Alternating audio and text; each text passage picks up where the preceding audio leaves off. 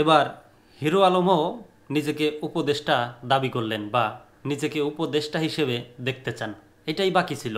সবাই নাকি তাকে ফোন করছে যে তিনি তাকে উপদেষ্টা হিসেবে দেখতে চায়। দেশ রূপান্তরের খবর বিস্তারিত পড়ি। অনেকেই আমাকে উপদেষ্টা হিসেবে দেখতে চায় হিরো আলম।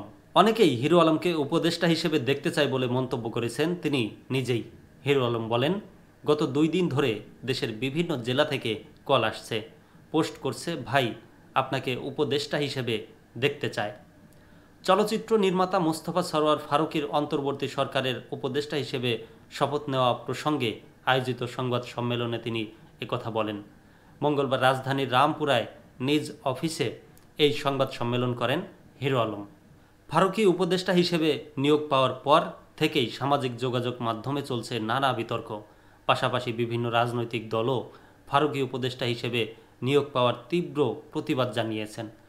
এ প্রসঙ্গে সংবাদ সম্মেলনে হিরো আলম বলেন, ছাত্র আন্দোলনে ফারুকী ভাইয়ের কোনো ভূমিকা দেখিনি, মাঠে দেখিনি, 2-1টি স্ট্যাটাস দিতে দেখেছি।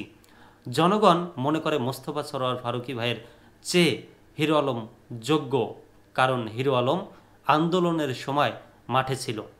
জনগণ ফারুকী ভাইকে মেনে নেয়নি।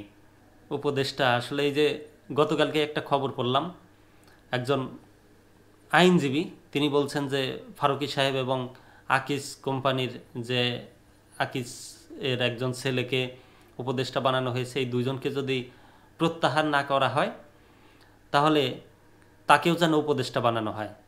তো মানে উপদেষ্টা নিয়ে আসলে মনে হচ্ছে বিষয়টা একদমই ছেলে খেলা বা খেলা খেলা টাইপের একটা কিছু মনে হচ্ছে, যেহেতু হিরো আলমও নিজেকে দাবি করছেন।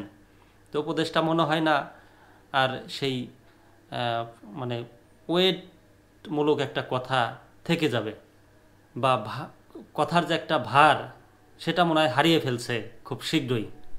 যেসব ছাত্র শহীদ হয়েছেন তাদের পরিবারের কাউকে উপদেষ্টা করা যেত বলে মনে করেন তিনি।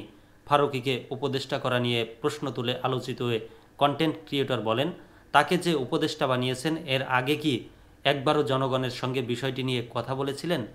সে দেশের জন্য কি করেছে? রাজনীতি থেকে ইস্তফা দিয়েছেন জানিয়ে হিরো আলম বলেন, আমি রাজনীতিতে আর ফিরব না। আমাকে নিয়ে আজে বাজে মন্তব্য কেউ করবেন না, কারণ আমি যদি উপদেষ্টা হতে চাই আপনারা বলবেন। হিরো আলমের যোগ্যতা নেই, দেশের একটা অযোগ্য লোককে এই স্থান দিল। আবার লেখাপড়া ও চেহারা ছাড়া আর কোনো দিকে অযোগ্য নন দাবি করে তিনি বলেন, হিরো আলম রাজনীতির মাঠে কথা বলতে পারে, বিপদে মানুষের পাশে দাঁড়াতে পারে, যে কোনো অন্যায় অত্যাচারের প্রতিবাদ করে, এমন সব দিকেই যোগ্যতা আছে। শুধু 2টা যোগ্যতা নাই, হিরো আলমের লেখাপড়া নাই, হিরো আলম দেখতে সুন্দর না।